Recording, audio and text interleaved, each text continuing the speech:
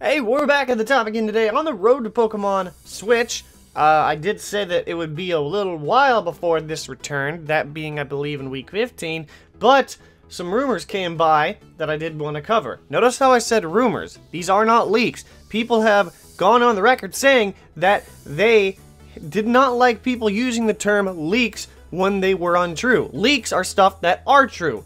What is not true are rumors, because it's not confirmed, it's not concrete. Now then, apologies if you hear any, nature sounds. My window is open. It's a nice day. However, what is also a nice day is when we go over these rumors. So that's what we're going to do, and you know where we're going because we always do that in these Road to series, and that is Pokejungle.com. Shoutouts to you, links in the description below, as always, as we're going to go over these potential rumors.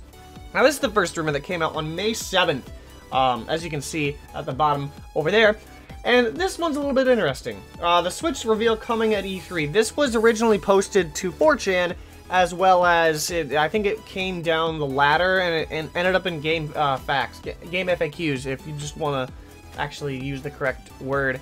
But of course, this is a rumor, and please do not interpret this as confirmed news. That's what Pokejungle says right there. But anyway, rumor was posted, which included Nintendo's major reveals at this year's E3, held June 12th, 14th in LA. But we held off posting it because there was no reason to believe it until early today when details for the Nintendo Switch's online services were revealed.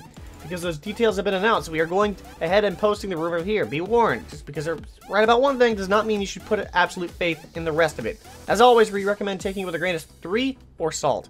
I don't know why I just botched that last sentence, but I did. Regardless, so what some potential leaks like to do is they like to have a bit of they 50-50 it up with some of it being, what was it called? Some of it being truth and some of it being fake. Just to make it so it's like, oh, so this stuff is real, but this stuff is fake. I don't know, maybe to create hype or to unlegitimize it to make it seem like, oh, well, I didn't leak everything. Stuff like that. So, there's certain things that I'm not going to cover here. The main thing is the Pokemon stuff. Like, you see, Sega, Metroid, third-party time, yada, yada, yada. It's not really anything crazy. I mean, I am going to mention this part, because this is the thing that made this a little bit more believable back the other day. First up, Nintendo Switch Online. This is what mainly This one was what he mainly stressed over, as a lot of the plans have changed for it. Current data info dump is May 7th. When it comes to pricing, even though that's publicly available, info about the service and release date on September 24th. For this price, you get a dedicated voice chat on the console through a partnership Nintendo is currently finalizing with several candidates. Discord is the big one. Exclusive discounts on eShop stuff. Having my Nintendo account also adds additional discounts in some areas. Online play, of course, and you get the virtual console stuff, which has also been changed. So, now PlayStation Plus and such, you get access to a select amount of games per month, and you will keep them as long as your membership is renewed. This is the big one because this one was actually legitimately dropped May 7th. That was the key thing. But now, we're going to skip all this because it's completely unrelated to Pokemon and Smash. I don't know if I would even do Smash, but I'm going to mention something. This is the thing that I highlighted, of course. Holiday 2018 shows off the graphics with the game taking more of a realistic art style. Though with a lot of that Pokemon style in there. Reminds me a bit of the watered down Pokken. It's those graphics are a little bit strange, but they're not amazing, but they're not terrible. I like the graphics though, don't get me wrong. And then of course they talk about Smash here, so what do they say? I think they say Crash and Spyro and the Ice Climbers are returning in here, but I'm not going to completely go over it just because it's not Pokemon related. Now this one I had no idea. I popped into Poke Beach, this next one that I'm going to click to in a second, but I did not expect this when I went to Poke Beach. I just was going to cover this part, probably a little bit more in depth until I saw this next one, which is very confusing because I don't understand. First of all, I am going to cover what I think and what I hope for that the games are based off of, and I'm going to go over all the options. I don't know when this is going to happen. It probably will happen soon enough, actually, now that I think about it. Oh yeah, because I was going to do week 15 anyway.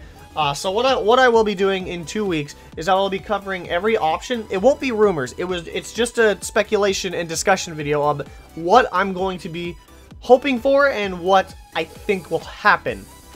That's using all of the rumors we have so far.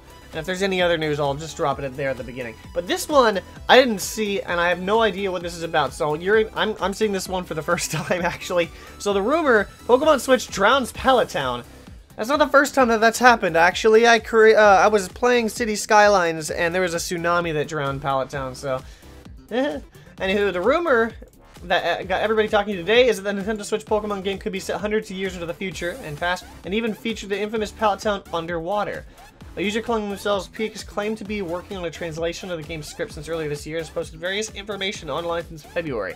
Nothing has conclusively proven them to be trustworthy outside other credible Chinese leakers supporting his claims on how translation process works. We are incredibly weary of this rumor, but we thought the idea is worth a discussion at the very least. Okay, so this one is a little bit less believable at this moment. So please do not think that this is the truth.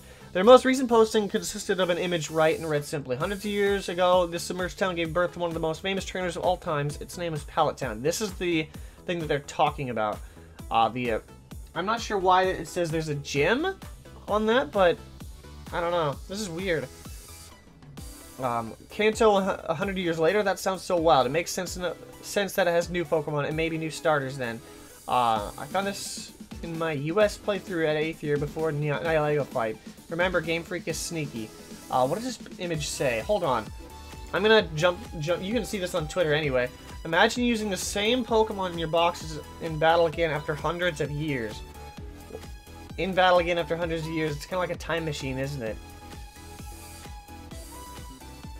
Huh. Well, I don't know what this part is. I don't know why they showed a Tyranitar tube still right there. Yeah. That's true. That's kind of weird. We obviously do not recommend putting faith in this rumor, but it would be a fascinating take on the series and certainly make Kanto feel like more of a than just a retread of where we've been. What would you think? Does it sound like direction Game Freak may be going? Would you like to see the Pokemon games go this route? And honestly, I am going to just cover this is a sneak peek, I guess, of the video 2 weeks from now. If they go back to Kanto like it currently is rumored, I honestly would not be mad. Just as long as they don't just completely redo. I do not want a Fire Red and Leaf Green remake. Because then that just opens another can of worms. Then it's, when is Heart Gold and Soul Silver being remade? When is Ruby and Sapphire, or when is Omega Ruby and Alpha Sapphire being remade? Then that just causes another wave of remakes that we don't really need. If anything of the sort happens in terms of remakes of old games, I would like it for them to just package them all into one and kind of like wrap things up in regards to the past, the handheld series, instead of the $60 Pokemon games that we're going to be getting at that moment. What I would want, if we went back to Kanto, is something like this. Like a brand new story in Kanto. Like, in my mind, I've always thought, you know what, why don't they create a sequel to Heart Gold and Soul Silver? That would work. That would 100% work. Because then you would have to, I don't know if you would battle your character. No, you can't send your team from all the way back from Heart Gold and Soul Silver. That game came out eight years ago. I wish it could. They had that opportunity for Black and White and Black and White 2, but with the memory link, but they just decided to toss that idea into the trash. Regardless, what I believe should happen if they do Kanto, like I said, Heart Gold and Soul Silver remake, or if they do it this way, this would be mind-blowing, because I have no idea what they could do with that. They could do anything if it's 100 years in the future.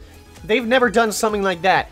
If you look at the timeline for Pokemon, you could see that it's like 3 years, at least a maximum of 3 to 10 to 5 years between each game taking place. At least a max of that. A minimum of that would be 2 years between Red and Blue and Gold and Silver, and the same thing with Fire Red and Leaf Green and Heart Gold and Soul Silver. So, what do you think about these two rumors? What would you like to see? And of course, we are going to cover this more in depth 2 weeks from now. Let me know what you think about these two rumors. And yeah, if you did enjoy, don't forget to drop a like from the top to start the climb today, and subscribe. And I said that out of order. But if you want to sit down for the Road to Pokemon Switch, it's just getting started. But we're still waiting on these official stuff, announcements, Pokemon Direct to drop. And the wait is a little bit interesting, but the rumors keep applying. Anywho, with that, I want to thank you for watching. I'll catch you back on the top later on, because that's how we do it.